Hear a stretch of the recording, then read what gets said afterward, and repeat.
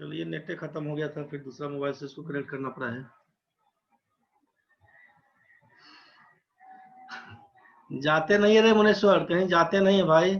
बैठले बैठले थे सुबह से, तीनों क्लास जो लिए है ना, सबका नेट खत्म हो गया अब इसका।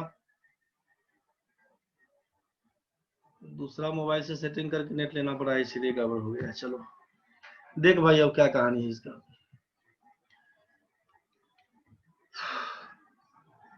यहाँ पे दिया हुआ है कि सी कुछ पैसा लगाया है और इसमें टोटल प्रॉफिट बोला है 19,950 है। 19,950 है at the end of the year.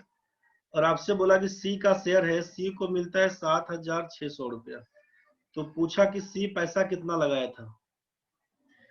तो यहाँ पे सोचिए कि at the end of the year, 4 महीना के बाद आया तो ₹X लगा के, पार्टनरशिप का क्वेश्चन में हमेशा ध्यान रखिएगा, अमाउंट इनटू टाइम के हिसाब से प्रॉफिट का रेशियो बनता है, बस इसी बात का ध्यान रखना आपको है।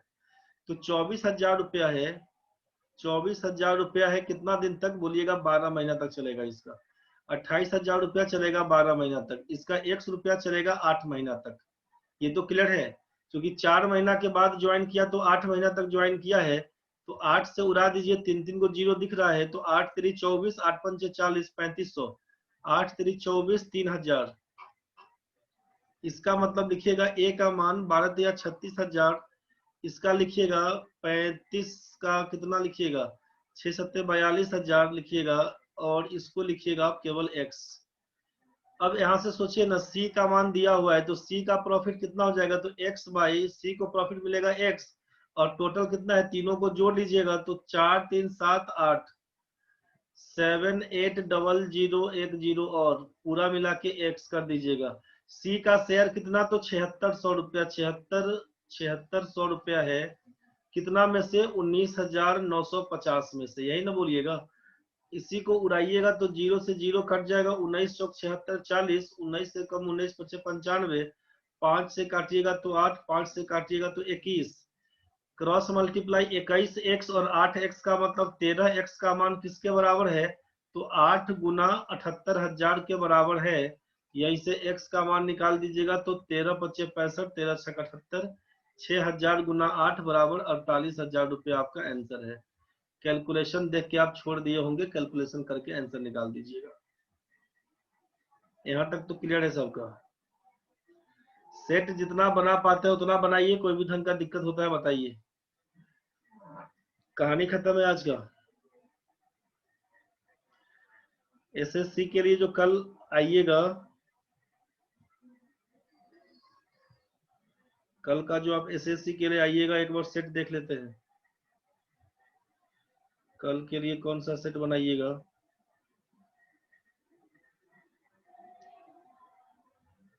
यहाँ पे 25 का टियर 1, 1 मिनट क्वेश्चन तो देख लेने दीजिए।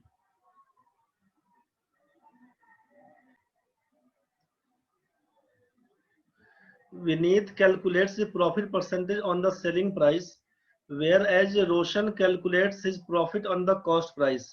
यहाँ पे दो आदमी है, एक तो विनीत है, दूसरा रोशन है। इसके बारे में बोला कि ये आपका सेलिंग प्राइस पे कैलकुलेट किया प्रॉफिट परसेंट को, जबकि ये आपका सीपी पर तो जनरली होता ही है, तो इसका सीपी पर ही बोला है, सीपी पर रहेगा। आगे बोला कि they find that the difference of their profits is ₹275। Question में दिया है कि डिफरेंस इन प्रॉफिट, ये बोल दिया 275।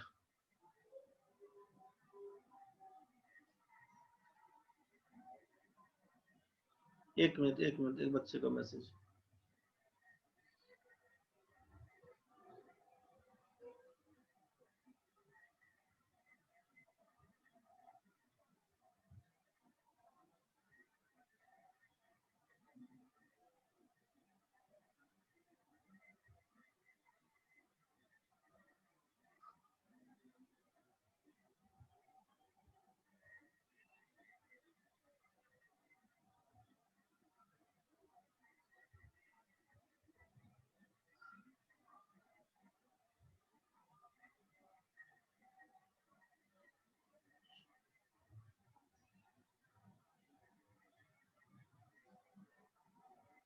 एक मिनट, बस एक मिनट।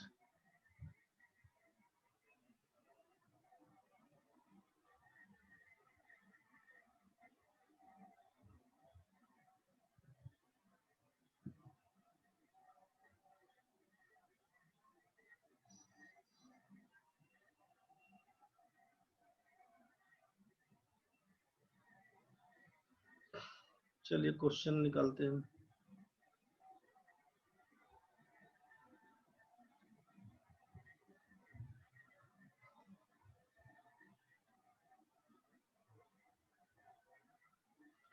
चलिए देखिए, अब यहाँ पे दिया कि डिफरेंस इन प्रॉफिट है 275, ठीक है। आगे दिया हुआ है कि सेलिंग प्राइस दोनों का बराबर है, सेलिंग प्राइस ऑफ विनीत बराबर है सेलिंग प्राइस ऑफ रोशन, ये दो आइटम कर दिया बराबर है। उसके बाद क्या दिया कि selling price Vineet gets, Vineet के लिए है यहाँ पे 25% का प्रॉफिट, और इसके लिए दिया हुआ है रोशन के लिए 15% का प्रॉफिट, 15% का प्रॉफिट। यहाँ तक तो ठीक है। यहाँ पर सोचिए, यहाँ पर सोचिए कि विनीत के लिए हम बात करें कि सीपी अगर होगा 100 रुपया, यहाँ पर सीपी बोलेंगे 100 रुपया, ठीक है। तो आप यहाँ पे एसपी क्या लिखिएगा, यहाँ पर उल्टा करना पड़ेगा पहले हमको। यहाँ पे 25% प्रॉफिट ऑन एसपी बोला है। आइए आप अनम्यूट होके आइए गोपाल जी, बताइए। मान लीजिए जैसे एसपी मान लेते हैं एक्स, और उसका प्रॉफिट तो दिया ही हुआ है, तो उससे सीपी नहीं जाएगा।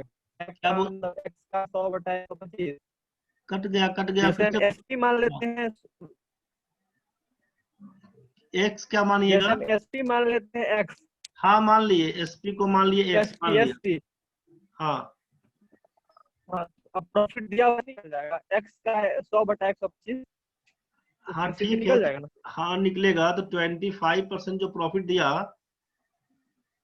25% प्रॉफिट दिया है, तो ये 25/100 जो दिया ना, ये आपका जी प्रॉफिट है और ये आपका सेलिंग प्राइस है। समझ रहे हैं ना? 25% प्रॉफिट दिया तो बोला आपसे कि प्रॉफिट है 25 रुपीज, सेलिंग प्राइस है 100। तो प्रॉफिट और सेलिंग प्राइस ये 100 और 25 का कहानी, तो कॉस्ट प्राइस को 75 नहीं बोल दीजिएगा। और अब आप इसको एक्स माने तो मान लीजिए, कोई दिक्कत नहीं। 100 का मान यहां से अगर आप एक्स बता रहे थे, 100 का मान अगर आप एक्स बता रहे थे, तो 25 का मान क्या हो जाएगा सोचिए ना, x/4 बोलिएगा। समझ में आया? गोपाल जी अनम्यूट, अनम्यूट में रहिए, दिक्कत है तो बताइए, अनम्यूट रहिए। यहाँ पे जी सेलिंग समझ प्राइस को जी समझ एक्स, में। सेलिंग प्राइस को एक्स माने हैं, 25% प्रॉफिट ऑन सेलिंग प्राइस। इसका मतलब है कि प्रॉफिट बटा सेलिंग प्राइस, तो 25 रुपए का प्रॉफिट, उसमें से आप बोल दिए कि 100 रुपया सेलिंग प्राइस है, तो 100 ही का ना मान आप एक्स बता रहे थे यहाँ पे। जी जी जी, तो 100 का मान x बोलिएगा, तो 25 का मान क्या बोलिएगा, x/4 बोलिएगा ना। x/4 जी। समझ में आ गया? अब यहाँ जी से, जी अब ये प्रॉफिट है इसका, इसका प्रॉफिट है x/4 निकल के आया विनीत वाला। इसके पास चलते हैं, तो सेलिंग प्राइस आप x बोले कि दोनों का सेलिंग प्राइस बराबर है, तो ये 15% प्रॉफिट है इसका, रोशन का। तो 15% प्रॉफिट मतलब 115% तो बोल दीजिएगा, 115% होगा सेलिंग प्राइस, जिसका मान x के बराबर है, यही ना बोलिएगा। जी तो यहां से अगर जी 115% का मान x के बराबर है, तो ये 15% जो प्रॉफिट है उसका मान x के टर्म में तो निकल जाएगा। 115% का मान x अगर होगा, तो 15% का मान क्या लिखिएगा, x/115 गुना 15 करिएगा, 5 से काटिएगा 3, 5 से काटिएगा तो 23 बनेगा। गोपाल जी फंस गया क्या मैटर?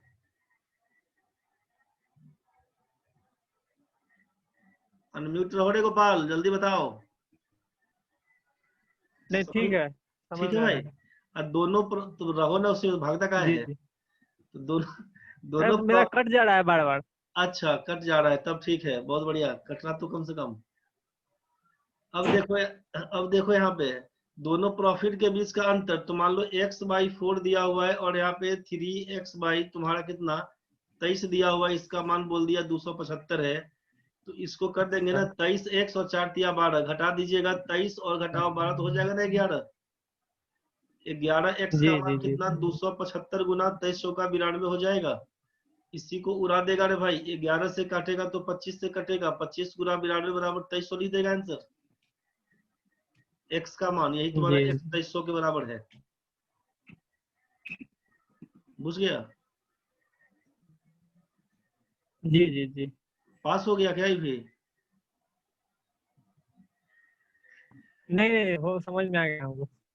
ठीक है, समझ में आ गया तो बहुत बढ़िया। श्वेता तुम निकालो अपना क्वेश्चन, जी। तुम्हारा क्या था? भाई किसी का अपना कुछ डाउट है तो बताओ, किसी को अपना कुछ डाउट पूछना है तो बताओ। अब सबका हो गया तो ठीक है, किसी का कुछ डाउट है तो बताओ। श्वेता निकालो, कौन क्वेश्चन था तुम्हारा? रे भाई तुम अपना क्वेश्चन निकालो, श्वेता अनम्यूट होना है।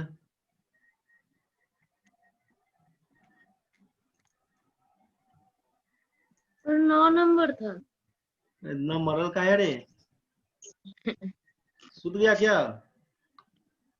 नहीं, अच्छा 9 नंबर था। 23 तारीख का एक और सेट है ना, क्वेश्चन पढ़े।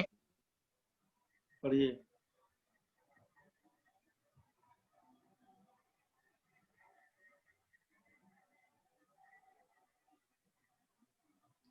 पढ़िए क्वेश्चन पढ़िए। 23, 1 मिनट, 23 तारीख में निकालते हैं हम भी तो। बैंकिंग वाला में आपका 23 तारीख में, 23 तारीख में क्वांटिटेटिव एप्टीट्यूड 23, एक है मॉक वाला, एक है आपका क्विज आईबीपीएस प्रीलिम्स वाला। तो कौन सा 23 तारीख में जी, रहेगा? आईबीपीएस आरआरबी प्रीलिम्स जो है। 9 number A and B together as efficient वाला जो क्वेश्चन, इसके लिए बोल रहे हैं क्या? ए एंड बी मिलकर सी जितने कार्य हाँ कुशल है। ठीक है, अच्छा ठीक है। देखते हैं तो क्या क्वेश्चन था आपका।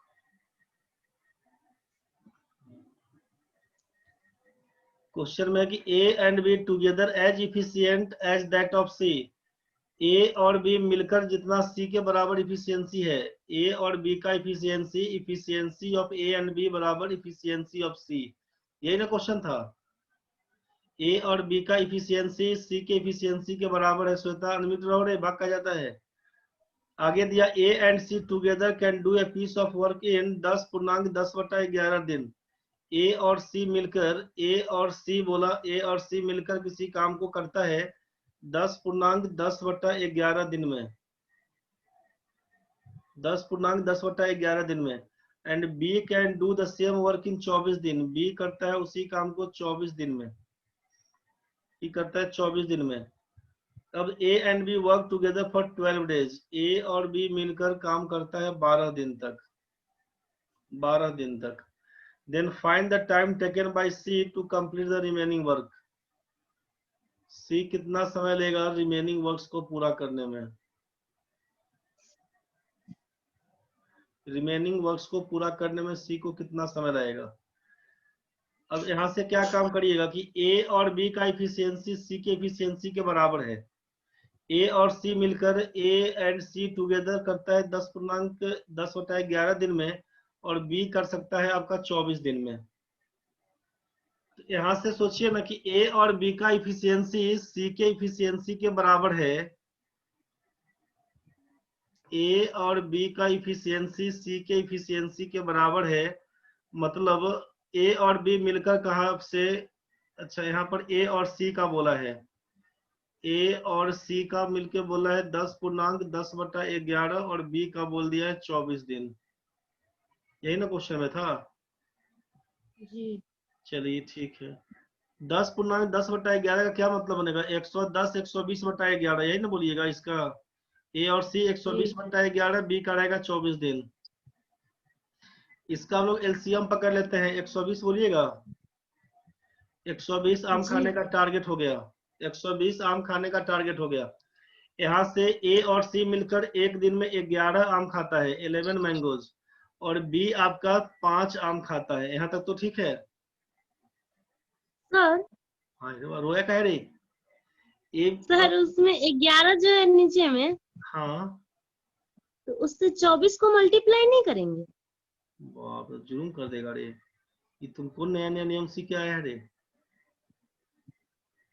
एलसीएम एचसीएफ जिस समय पढ़ाए होंगे उस समय कहे होंगे कि फ्रैक्शन का मोड अगर होता है 24 का मतलब 24/1। अगर हम एलसीएम निकालना चाहे यहाँ पे, तो एलसीएम के लिए क्या बोलेंगे? एलसीएम के लिए ही ना बोलेंगे कि एलसीएम ऑफ फ्रैक्शन वाला में एलसीएम ऑफ न्यूमरेटर कर देते हैं और नीचे कर देते हैं HCF of denominator.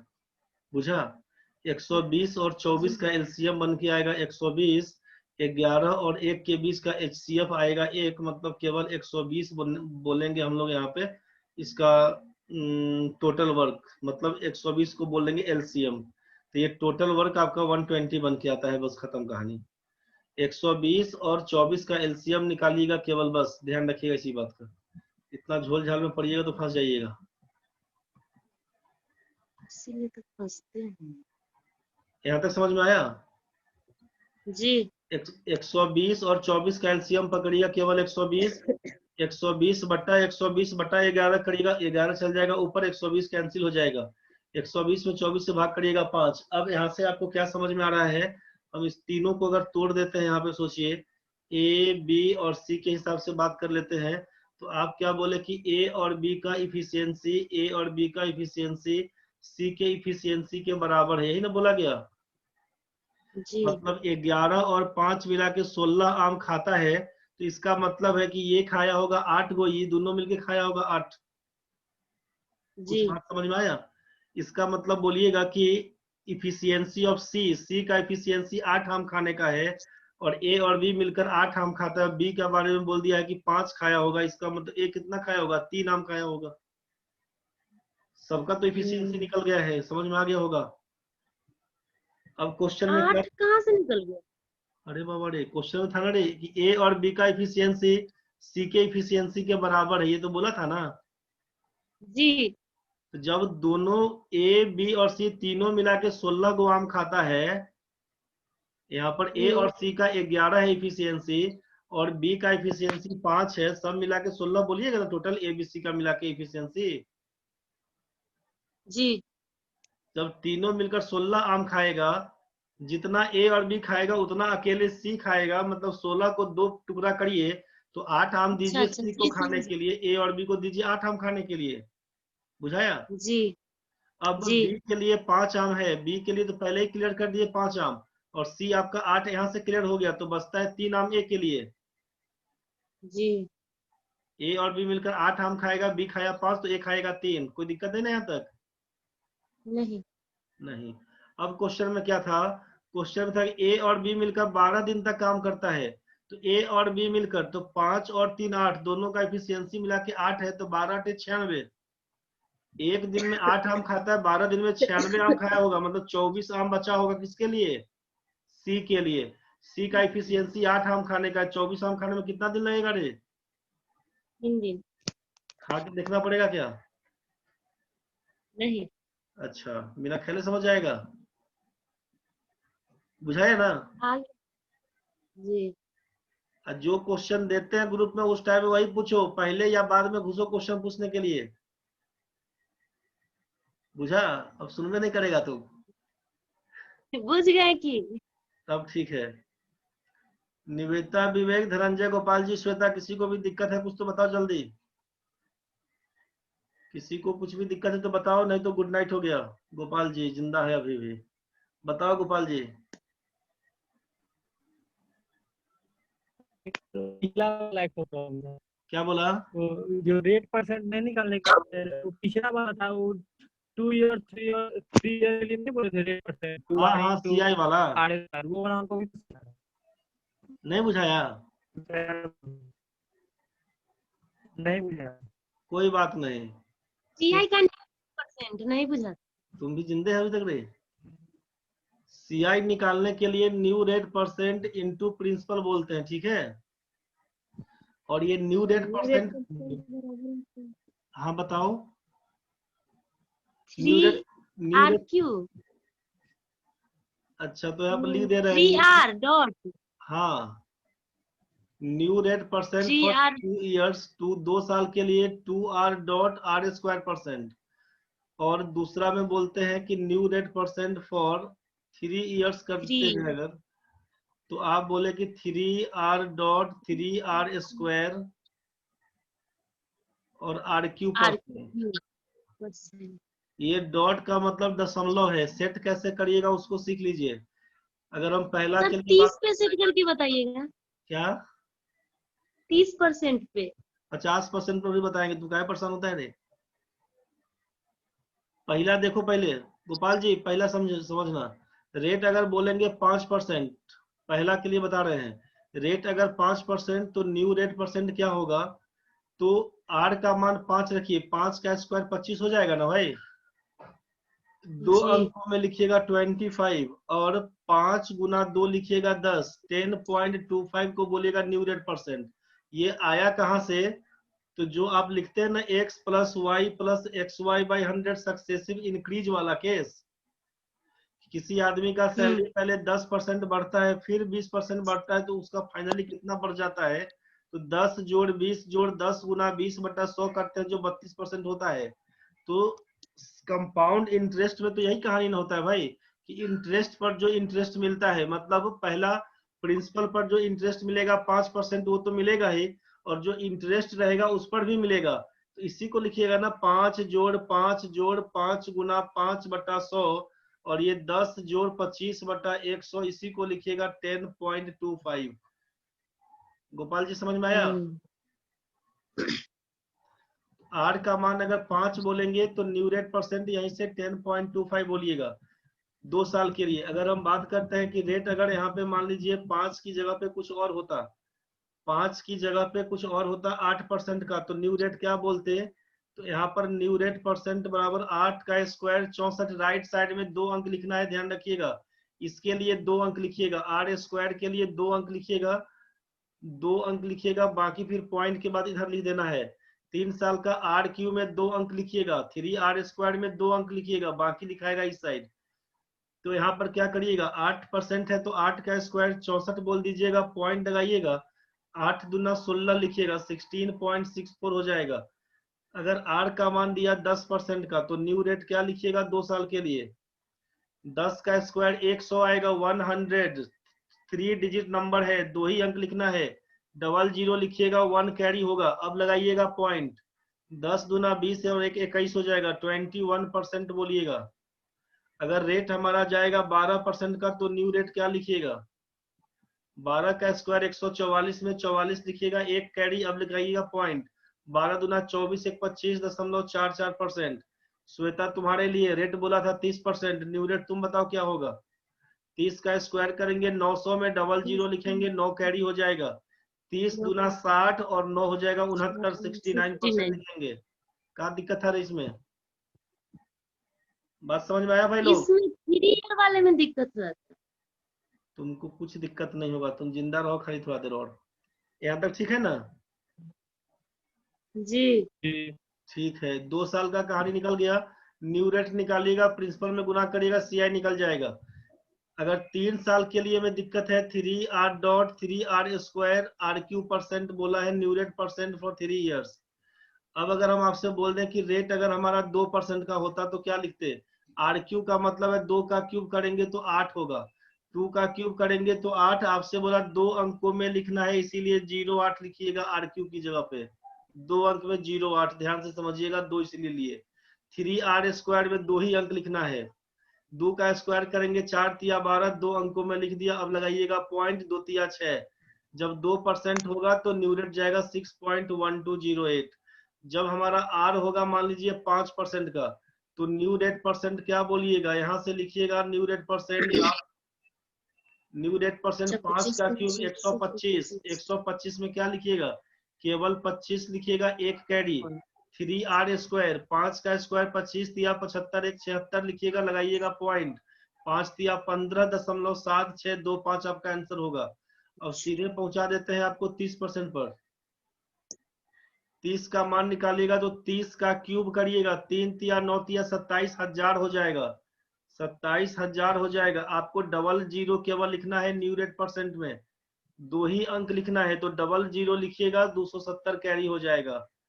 3r square, 30 का स्क्वायर लिखिएगा तो 30 का स्क्वायर लिखिएगा 900, 900 गुना 3 2700, 2700 में 270 जोड़ दीजिएगा, 2970 हो जाएगा।